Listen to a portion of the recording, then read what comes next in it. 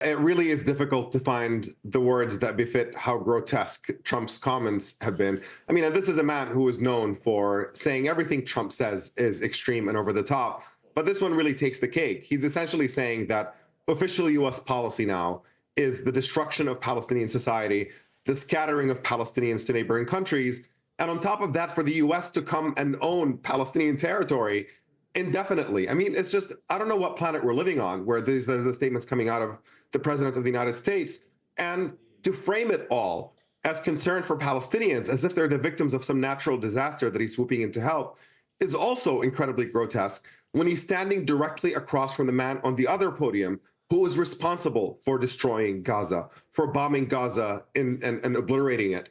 And Trump's commitment is effectively to continue arming and funding that onslaught, and then saying that Palestinians need to be saved.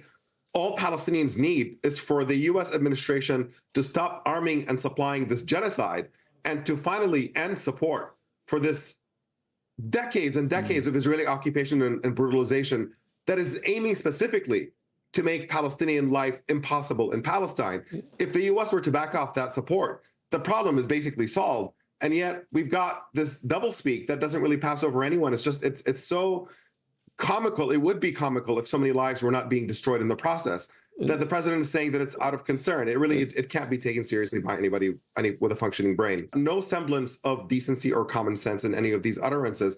Everything he is proposing suggests that he does not see Palestinians as human beings.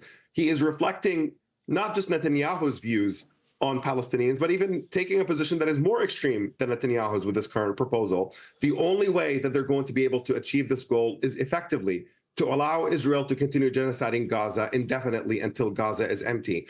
And that kind of atrocity, it's difficult to imagine that they would be able to get away with it in 2025.